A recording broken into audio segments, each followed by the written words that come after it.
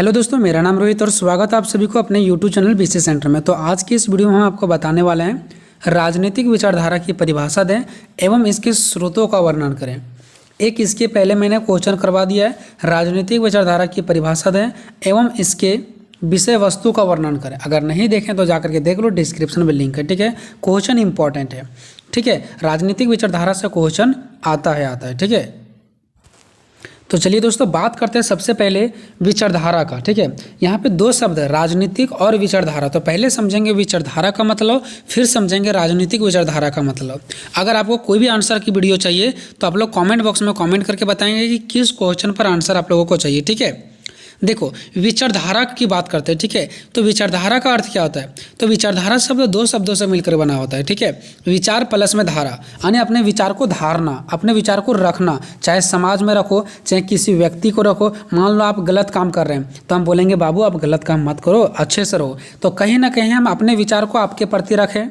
अब आप पर उसका प्रभाव पड़ा या नहीं पड़ा मुझे तो नहीं पता, आपको ये बात को पता होगा, लेकिन जरूर मेरा बात को कुछ ना कुछ प्रभाव पड़ा होगा, या तो गलत या तो सही, लेकिन प्रभाव तो पड़ा होगा। प्रभाव पड़ना का मतलब होता है चाहे गलत तरीके से प्रभाव पड़े चाहे सही तरीके से, बट पड़ा जरूर है। ठीक है, तो विचार प्लस धारा अर्थात इसका मतलब होता है विचारधारा किसी भी व्यक्ति की वह सोच या समझ होती है जिसमें वह दूसरे व्यक्ति या समाज को प्रभावित करता है। मतलब विचारधारा हम कह सकते हैं कि व्यक्ति का वह सोच या समझ होता है जो समाज को प्रभावित करता है। तो किसी व्यक्ति को, मान लो कि हमारा विचारधारा, हमारा जो विचार हो बहुत अच्छा है, तो हम समाज को भी प्रभावित करेंगे, यानी समाज में अच्छे अच्छे विचार देंगे, या तो लोगों को भी अच्छे अच्छे विचार देंगे और लोगों को प्रभावित करेंगे। ठीक है, तो विचारधारा शब्द वह सोच या समझ होती है जो दूसरे व्यक्ति को तो फिर दूसरे किसी समाज में प्रभावित करती है। प्रभावित का मतलब हो गया विचार, कोई जरूरी नहीं कि मेरा विचार अच्छा हो। अगर मेरा विचार अच्छा है तब भी समाज में कुछ ना कुछ प्रभाव पड़ेगा। अगर मैं विचार गलत भी दे रहा हूँ समाज में तभी हमारा समाज बर्बाद होगा, और समाज में प्रभाव तो पड़ रहा है, चाहे सही प्रभाव पड़े चाहे गलत प्रभाव पड़े। तो विचारधारा एक वह चीज़ होती है ना जो किसी का सोच होती है जो समाज में उसका प्रभाव पड़ता है। ठीक है, अब बात करते हैं राजनीतिक विचारधारा। अभी देखा मैंने विचारधारा जब किसी का अंदर की बातें किसी के समझ हम लोग रखते हैं तो ये विचारधारा हो गया। बट राजनीतिक विचारधारा क्या होता है? तो राजनीतिक में विचारधारा का प्रयोग करना राजनीतिक विचारधारा कहलाता है। अभी समाज तक बात था, लोगों तक बात था, लेकिन अब उसी विचार को जब हम लोग राजनीतिक में रखना स्टार्ट करेंगे ना तो वो हमारा कहलाएगा राजनीतिक विचारधारा। राजनीतिक विचारधारा का मतलब, राजनीतिक में विचारधारा बहुत ही महत्वपूर्ण होता है। देखो राजनीतिक में विचारधारा बहुत महत्वपूर्ण होता है, क्योंकि आप लोग देखते हैं कि कोई नेता होते हैं वो इस प्रकार से अपने विचार को रखते हैं कि हमारा दिल जीत लेते हैं और हम उन्हीं को वोट दे देते हैं। तो राजनीतिक में किस प्रकार से विचार को रखना है ये बहुत जरूरी होता है। ठीक है, तो राजनीतिक में विचारधारा बहुत महत्वपूर्ण होती है।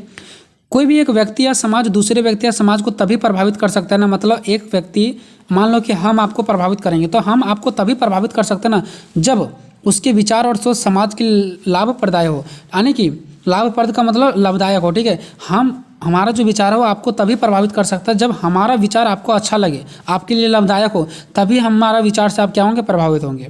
तो कोई भी व्यक्ति या समाज दूसरे व्यक्ति या समाज को तभी अपने विचारों से प्रभावित कर सकता है जब उनके विचार अच्छे हो, लाभप्रदायक हो, यानी कि लाभदायक हो।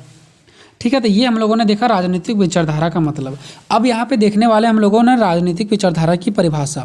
तो राजनीतिक विचारधारा की जो परिभाषा है ना, यहाँ पे हम 3 लोगों का परिभाषा बताएं, 3 विद्वान का परिभाषा बताएं।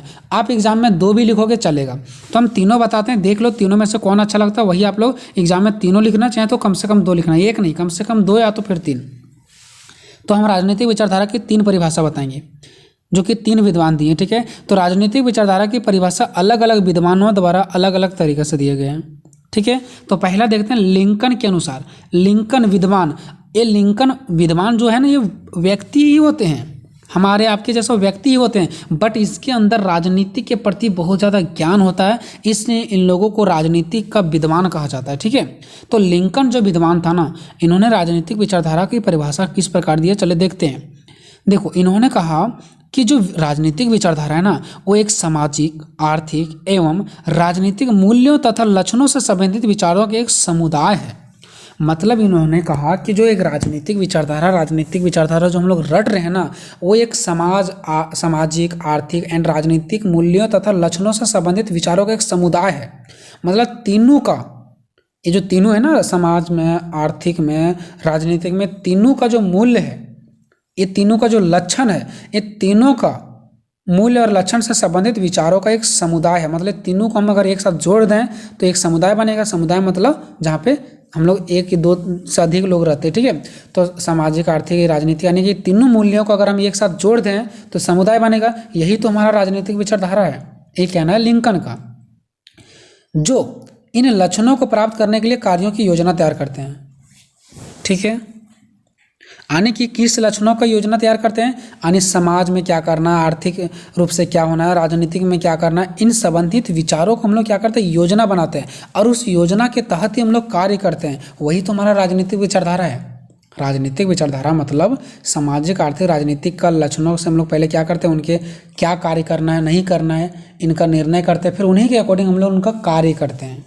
तो हमारा राजनीतिक विचारधारा कहलाता है। उसके बाद डेनियल बेल के अनुसार, डेनियल बेल ने क्या कहा, इसने कहा विचारधारा का अर्थ विचारों का समाज में प्रभाव उत्पन्न करने वाले साधनों में रूपांतरित करना है। मतलब विचारधारा का सीधा सीधी अर्थ है जिससे हमारा विचार क्या हो जाए, समाज में प्रभावित करे, ठीक है। तो राजनीतिक विचारधारा का अर्थ क्या हो जाता है कि विचारों को समाज में प्रभाव उत्पन्न करने वाले साधनों में रूपांतरित करना है। मतलब डेनियल का ये कहना है कि विचार, जो राजनीतिक विचारधारा है वो वह विचारधारा है जो हमारे समाज में क्या करता है, प्रभाव उत्पन्न करता है, ठीक है। हमारा विचार ऐसा होना चाहिए जिससे समाज में क्या हो, प्रभाव उत्पन्न हो। बिना प्रभाव, अगर हमारा समाज में कोई प्रभाव ही उत्पन्न नहीं हो रहा है तो ये हमारा राजनीतिक विचारधारा नहीं होगा। उसके बाद तीसरा का बात करते हैं क्रिस्टॉल के अनुसार, ठीक है। थोड़ा सा यहाँ पे नीचे बात था, एक विचारक के लिए सत्य उसके लिए कार्य में निहित कर रहता है। देखो, एक विचारक के लिए सबसे इंपॉर्टेंट उनका सत्य होता है कि वो सत्य चीज़ों पर ही अपना विचार दे, ठीक है। उसके बाद देखते हैं हम लोग तीसरा क्रिस्टॉल के अनुसार। क्रिस्टॉल ने क्या कहा, इसने कहा एक राजनीतिक विचारधारा जो विचार है धारा है ना, यानी कि एक राजनीतिक विचारधारा जो है वो विचारों की एक व्यवस्था है जो राज्य की प्रकृति की विवेचना करती है। यानी कि जो राज्य है, हमारा जो देश है, राज्य का मतलब देश होता है, ठीक है। जो हमारा देश है उसकी नेचर, प्रकृति मतलब नेचर की विवेचना करती है। हाँ, ये निश्चित सी बात है। हमारे देश में बहुत सारे नेता लोग राजनीतिक विचारधाराओं के क्या करती है, वैसा विचारों की व्यवस्था करती है।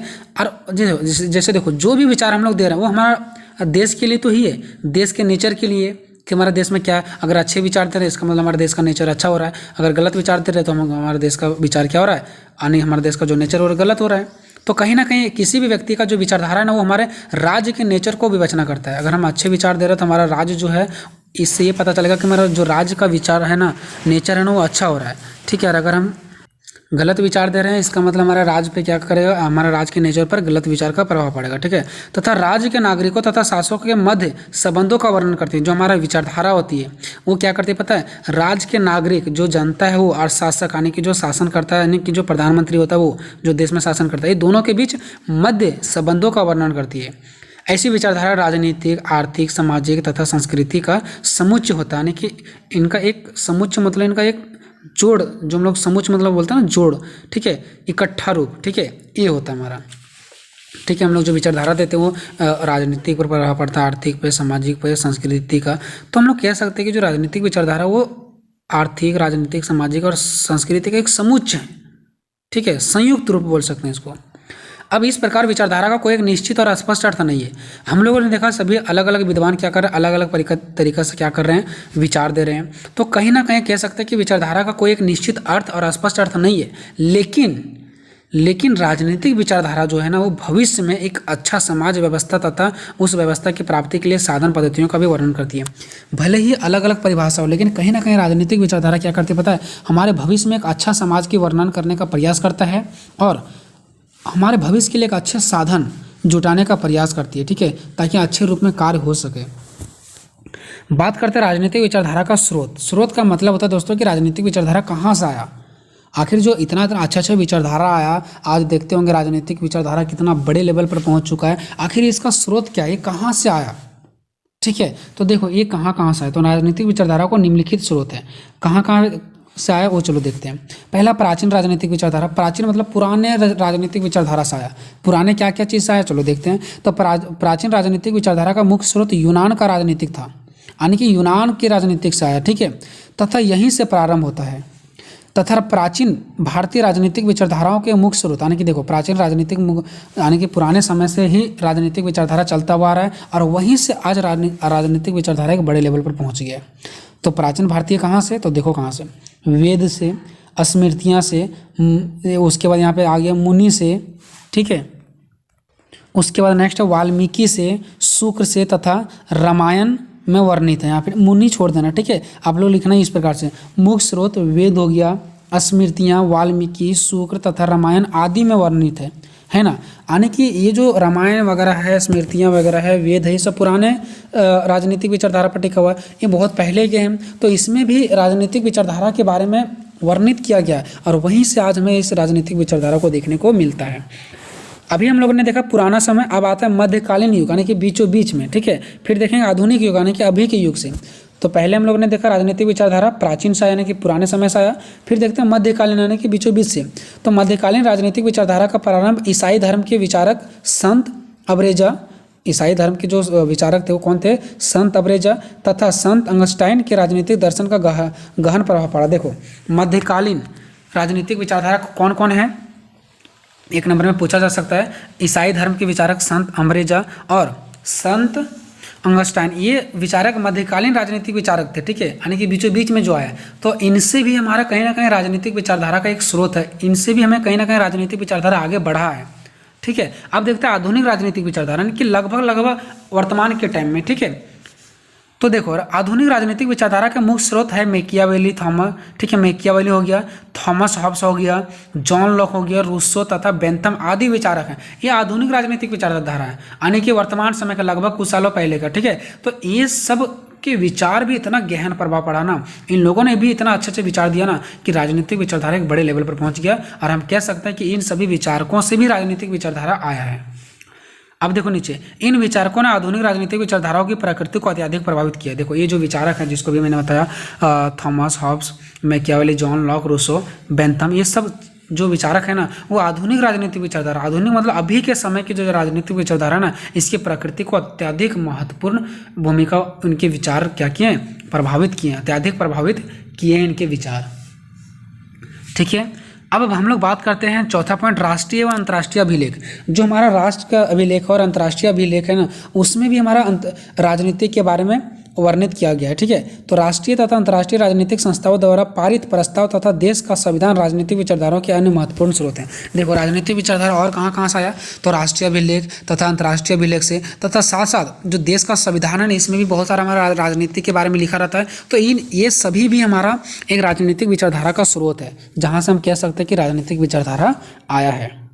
नेक्स्ट धार्मिक ग्रंथ, जैसे धार्मिक ग्रंथ वेद, गीता, कुरान, रामायण तथा महाभारत आदि सभी में भी धार्मिक ग्रंथ में भी राजनीतिक विचारधारा के बीज रोपण किया गया, यानी कि यहाँ से भी राजनीतिक विचारधारा का उत्पन्न हुआ है, ऐसा हम कह सकते हैं, ठीक है। नेक्स्ट है राजनेता। देखो राजनेता लोग भी क्या करते हैं, राजनेता जो होते हैं उनसे भी राजनीतिक विचारधारा का विकसित हुआ है। तो हम कह सकते हैं राजनेता भी एक राजनीतिक विचारधारा का क्या मुख्य स्रोत है। किसी भी देश के जननेता ने, जो राजनेता है, वो अपने व्यक्तित्व के कारण राजनीतिक सुधार के उदय में अपना महत्वपूर्ण योगदान रखते हैं। यहाँ पे आसान लिखा गया, क्षमा चाहेंगे, महत्वपूर्ण योगदान रखते हैं, ठीक है। अब हम आते हैं निष्कर्ष पे। उपयुक्त, यहाँ पे उपयुक्त है, ठीक है। उपयुक्त शब्दों के आधार पर हम कह सकते हैं, उपयुक्त मतलब ऊपर लिखे गए शब्दों के आधार पर हम कह सकते हैं कि राजनीतिक विचारधारा का स्रोत बहुत है। अभी हम लोगों ने देखा 6 स्रोत, तो और भी बहुत सारा स्रोत है, ठीक है। तो ये आपको लिखना है कि राजनीतिक विचारधारा का स्रोत बहुत है और राजनीतिक विचारधारा का होना भी जरूरी है। अगर राजनीतिक विचारधारा का नहीं होगा तो फिर देश भी नहीं चलेगा, हमारा राज्य नहीं चलेगा, ठीक है। तो राजनीतिक विचारधारा का स्रोत भी अनेक है और राजनीतिक विचारधारा होना भी बहुत जरूरी है, ठीक है। तो इस प्रकार से क्वेश्चन हमारा खत्म होता है दोस्तों। वीडियो कैसा लगा कमेंट में जरूर बताना। मिलेंगे नेक्स्ट वीडियो में, तब तक जय हिंद, जय भारत।